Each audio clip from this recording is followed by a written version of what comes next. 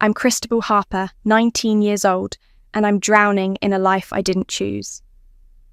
Growing up in our pristine suburban Chicago home, I'm the odd one out in a family of overachievers. My dad, Richard, is a cardiologist with a private practice that caters to the city's elite.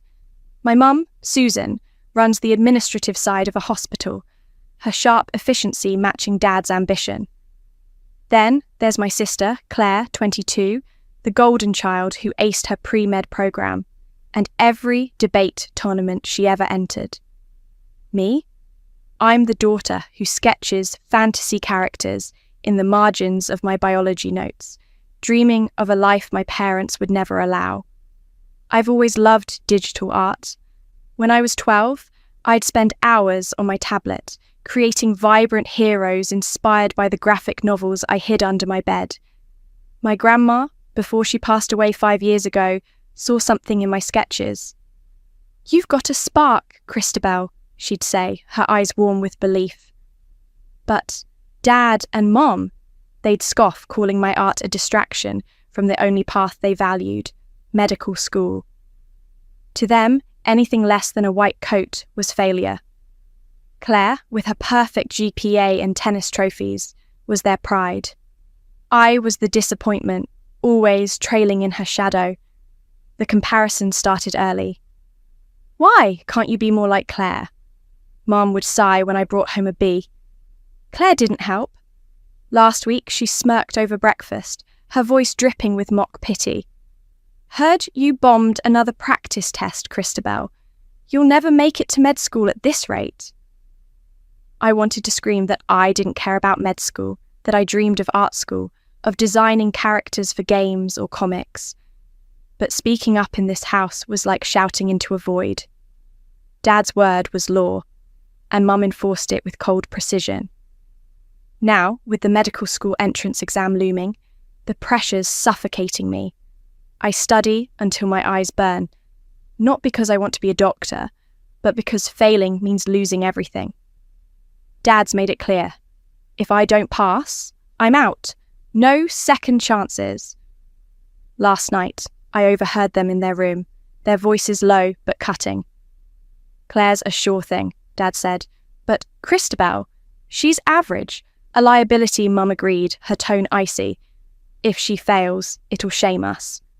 My chest tightened, anger mixing with dread. How could they talk about me like I'm some defective product? All I want is to draw, to create, to be seen for who I am. But in this family, my dreams are a rebellion I'm too scared to voice. Tomorrow's the exam, and I'm not ready. Not for the test, and not for what comes if I fail. The morning of the medical school entrance exam feels like a death march. My stomach churns as I double-check my admission ticket, my hands trembling. Claire leans against my bedroom doorframe, her smirk sharp enough to cut. "This is it, Christabel. Your whole life rides on today. Don't screw it up." Her words land like punches, and I snap back. "I'm trying, Claire." "Back off." My voice shakes, betraying the fear I'm trying to hide.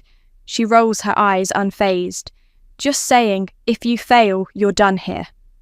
Before I can respond, Dad storms in, his face a mask of disdain. "What's this yelling? Christabel, you realise today decides your future, right?" Mum chimes in from the hall, her tone gleeful in its cruelty. "Fail, and you're out.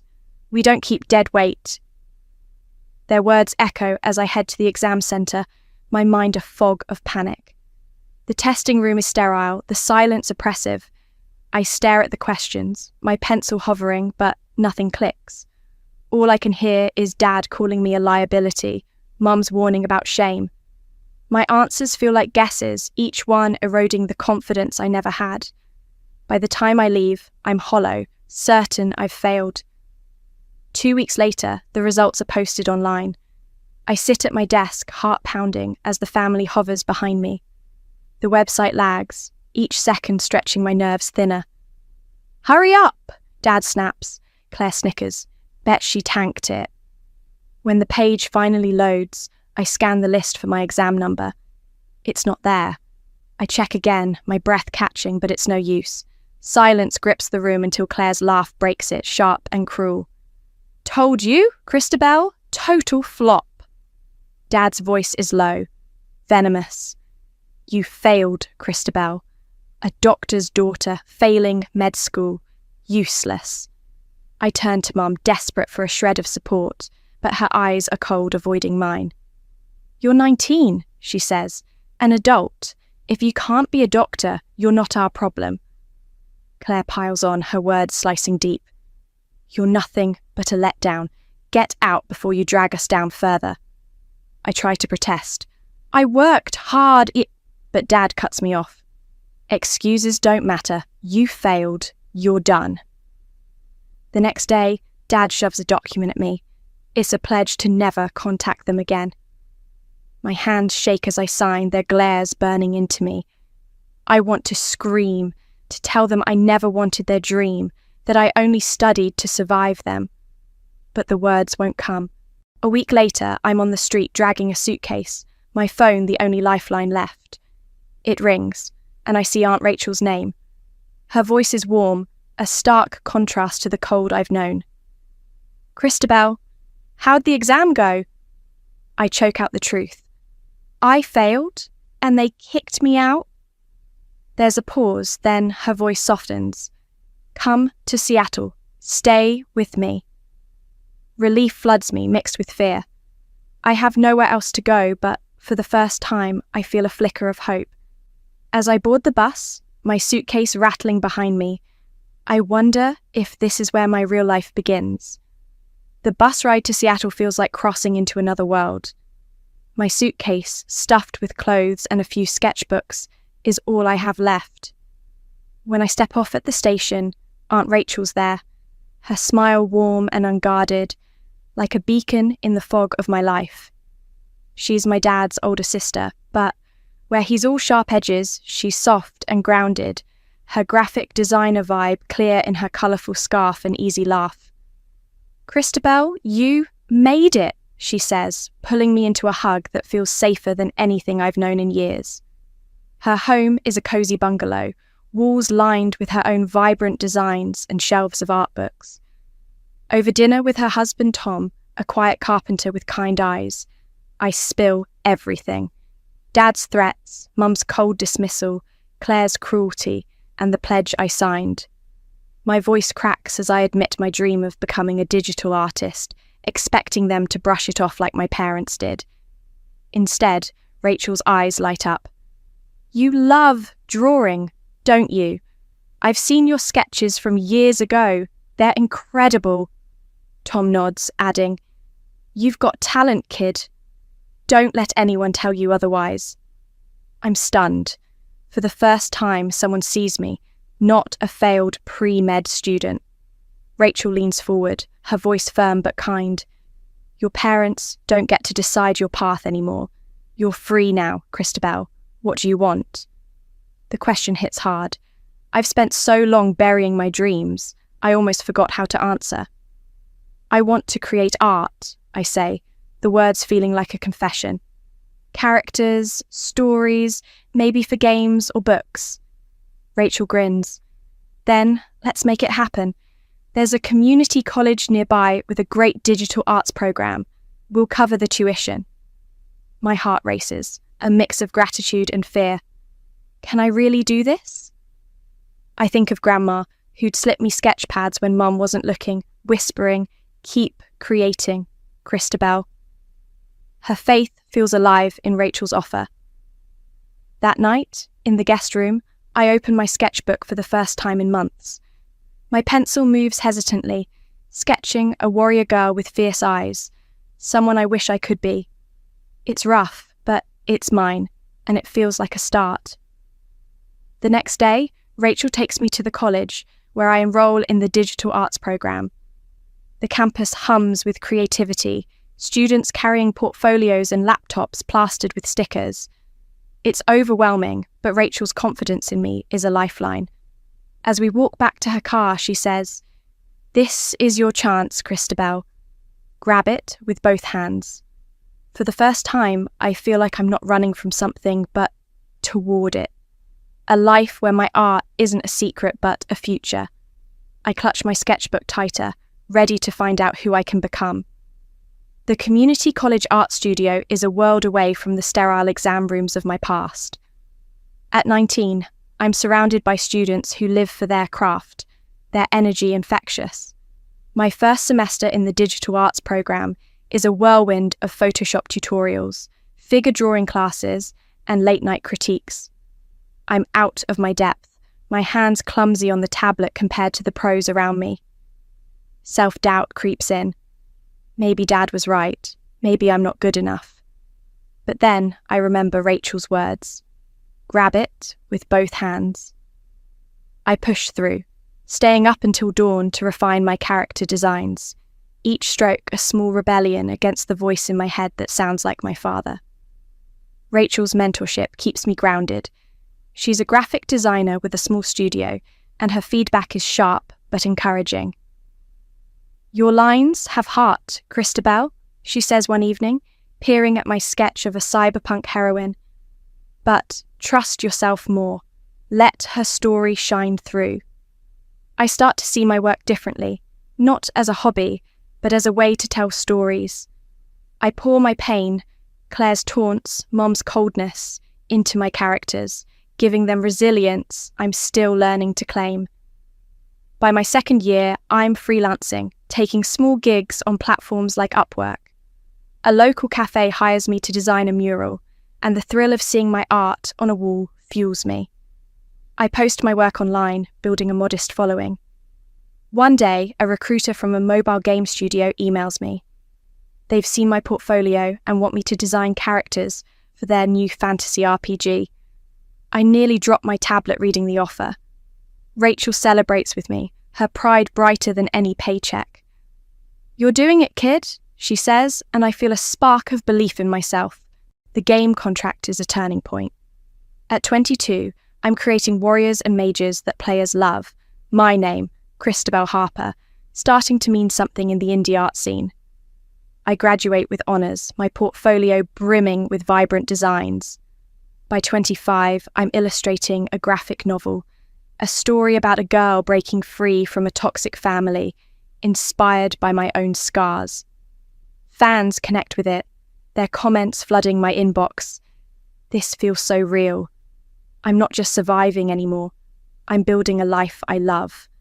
But success doesn't erase the past. Sometimes at night, I hear Dad calling me useless, or see Claire's smirk. I channel those memories into my art, turning pain into power. Rachel notices my quieter days and pulls me into her studio, where we brainstorm over coffee. You're not that girl anymore, she reminds me.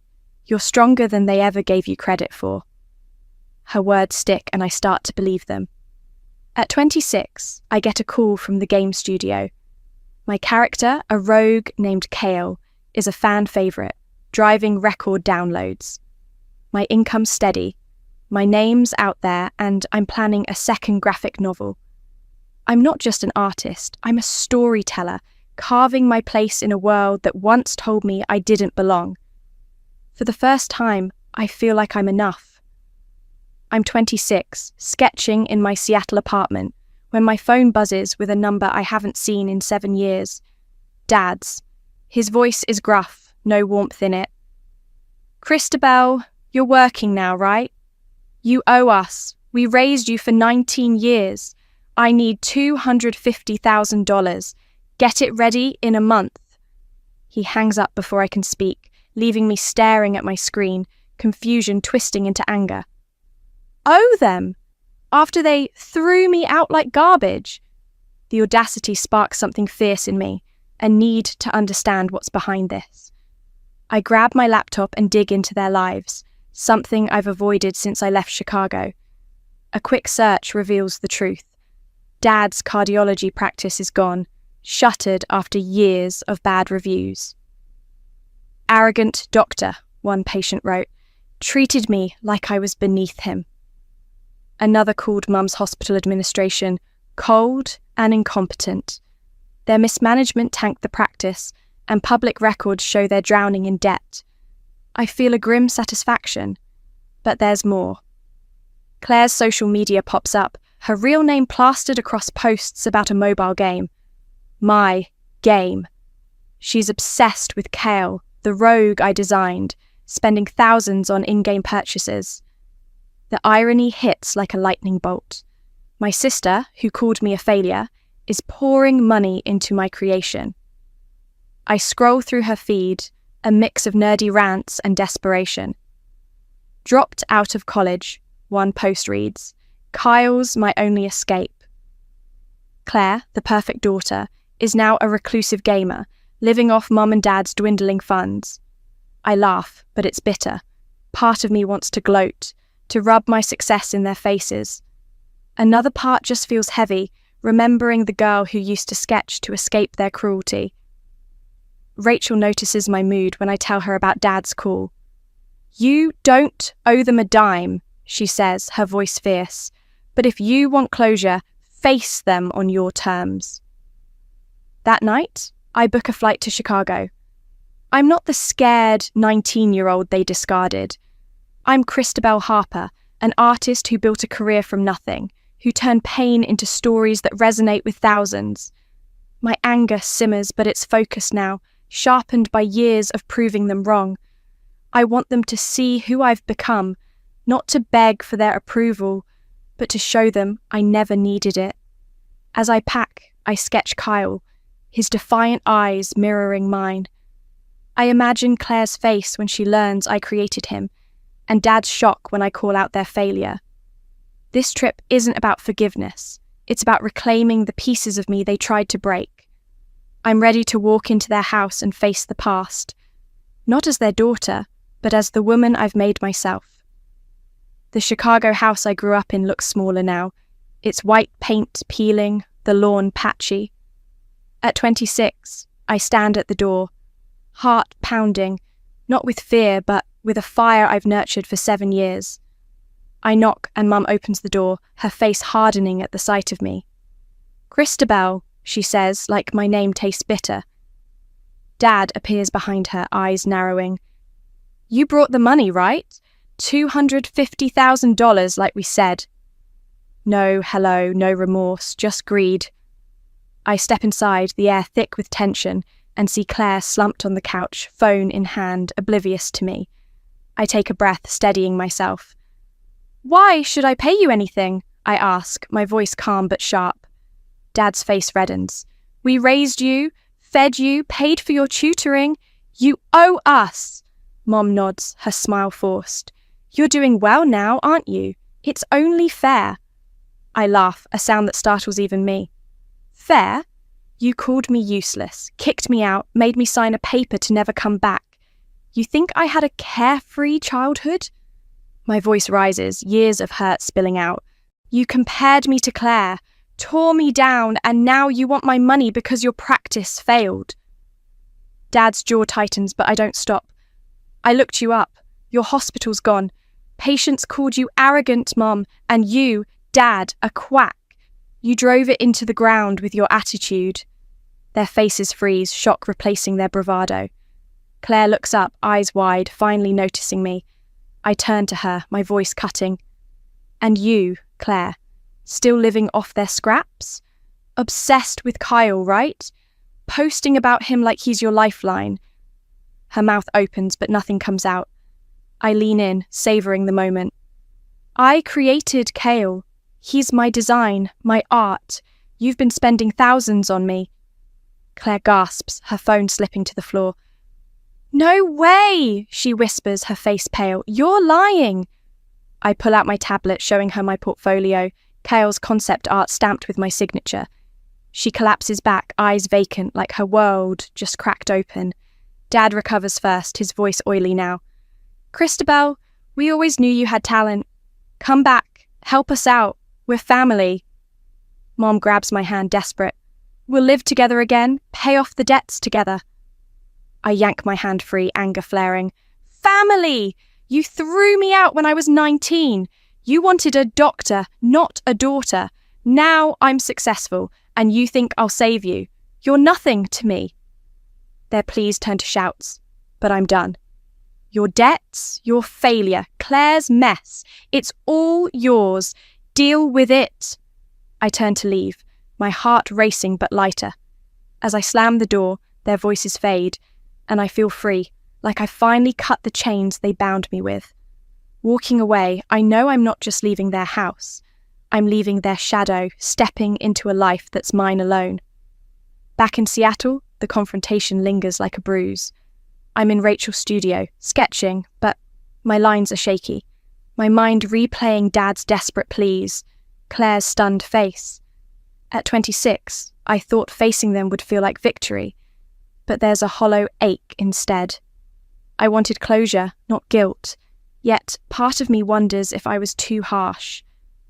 Rachel notices my quietness over coffee. "You okay, Christabel?" she asks, her eyes searching mine. I confess the mix of triumph and regret, how their downfall felt right but heavy. "You didn't owe them softness," she says firmly. "They made their choices. You're not responsible for fixing them." Her words sink in, easing the weight. I think of Grandma, who'd tell me to keep my spark alive no matter what. She'd be proud, I realise, not because I won some petty revenge, but because I built a life true to myself. I start sketching again, pouring my emotions into a new character. A girl who rises from ashes, fierce and unbroken. It's for my graphic novel, the one fans are buzzing about online. Their comments, full of empathy for my story's heroine, remind me why I create. To connect, to heal, to show others they're not alone. I spend days refining the novel, each panel a piece of my journey. Rachel peeks over my shoulder, grinning. "This is your best work yet," she says, and I feel it too. The confrontation didn't just close a chapter, it fueled my art, turning pain into something raw and real. I post a teaser online and the response is overwhelming. Hundreds of messages from readers who see themselves in my story. "Your work gives me courage," one writes, and my eyes sting.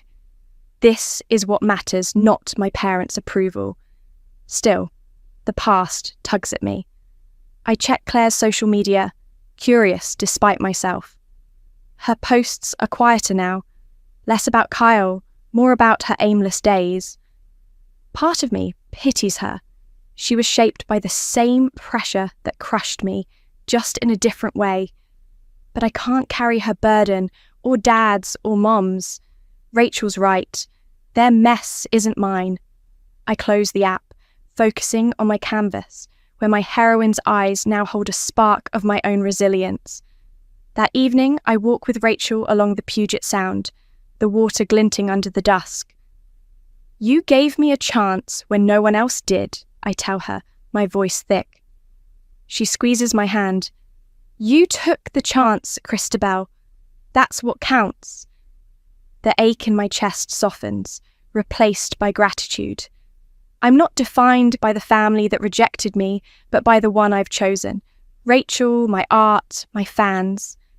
As the waves roll in, I feel steady, ready to keep creating, keep growing, keep proving I'm enough. At 26, my life in Seattle feels like a canvas I'm finally painting my way. My graphic novel, Ashes to Light, is a hit. It's story of a girl breaking free from a toxic family, striking a chord with readers. Invitations pour in.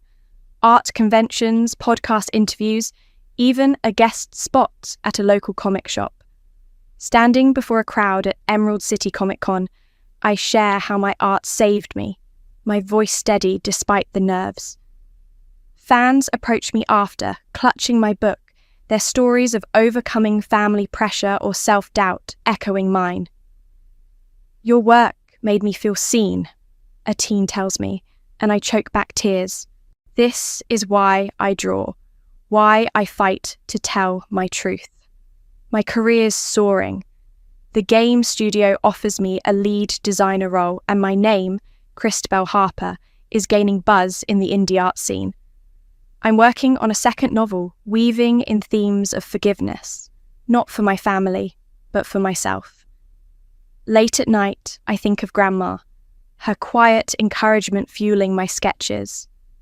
She'd love this life I've built, one where my spark isn't hidden but blazing. Rachel's proud too, her studio walls now displaying my art alongside hers. "You're outshining me, kid," she teases, but her grin says she's thrilled. I try not to think about Chicago, but news trickles in through Rachel. Dad and Mom declared bankruptcy, their house sold, their possessions gone.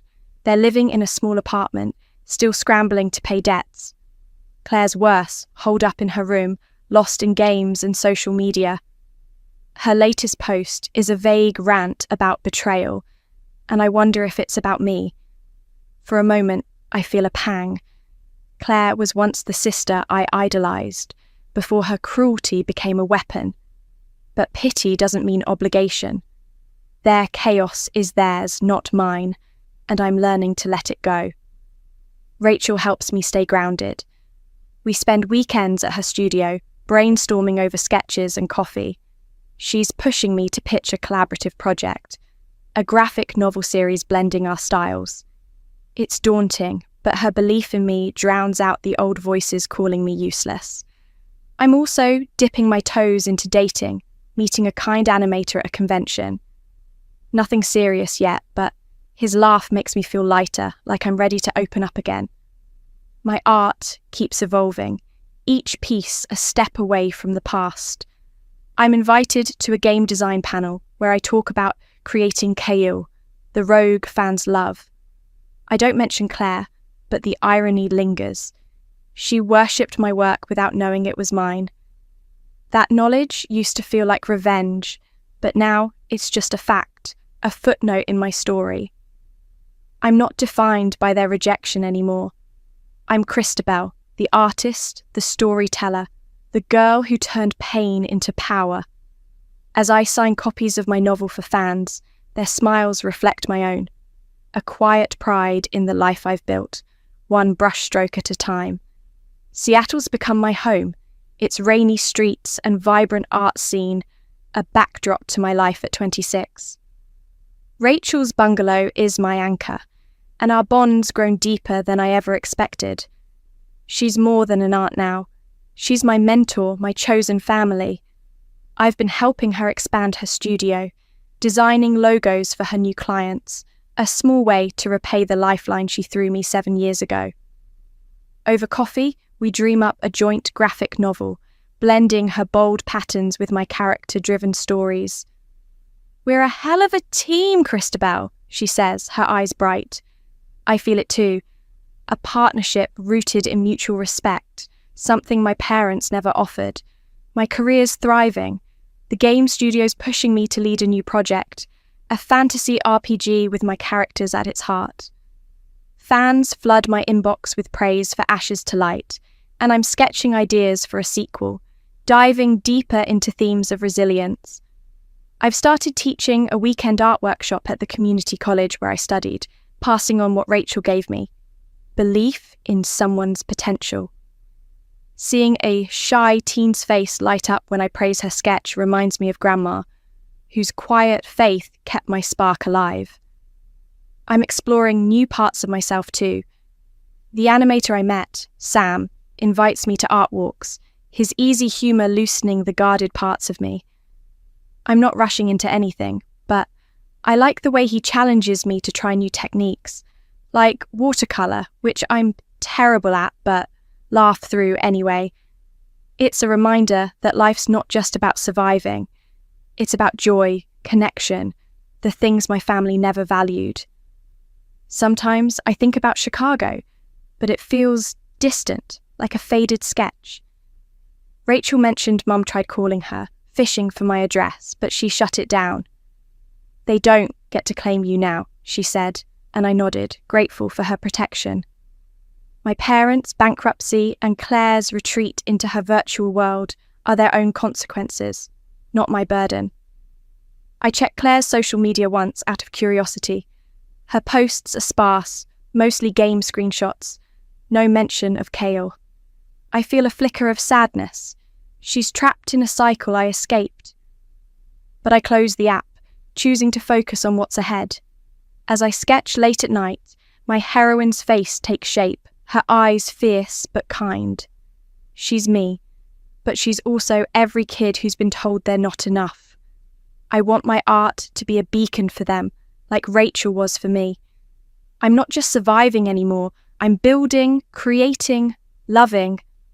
With every line I draw, I'm repaying Rachel's faith, honouring Grandma's memory, and proving to myself that I'm exactly where I'm meant to be. Looking back, my journey feels like a story I'd draw. A girl who fell, fought, and found her way to the light. At 19, I was a shadow in my family's house, crushed by their expectations, my art dismissed as a childish dream. They threw me out when I failed their test, but that failure was my beginning. With Rachel's support, I turned my sketches into a career, my pain into stories that touch thousands.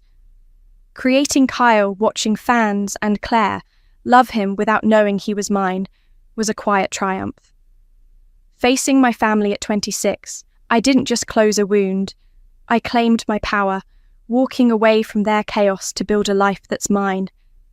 I'm 26 now, and Seattle's my home, where I'm writing, designing, teaching, maybe even falling for someone who sees me. My graphic novel's success, the game studios trust, the fans who say my work gives them courage. It's more than I dreamed possible. But none of it would have happened without Rachel. She gave me a chance when I had nothing, saw the spark my parents tried to snuff out. Her faith and Grandma's memory carried me through. As I sketch my next story, I see my heroine clearer than ever. She's not just me. She's everyone who's been told they don't measure up, who's fought to prove they do. My art's for them, a reminder to keep creating, keep rising. I'm not done growing, but I'm proud of who I'm becoming. A woman who turned rejection into resilience, who found family in those who truly see her. To everyone who's followed this journey, thank you. You've walked with me through heartbreak, defiance, and victory. If my story moved you, hit that subscribe button and join me, where every sketch tells a tale of grit, heart, and new beginnings. Keep chasing your own truth, and I'll meet you on the page.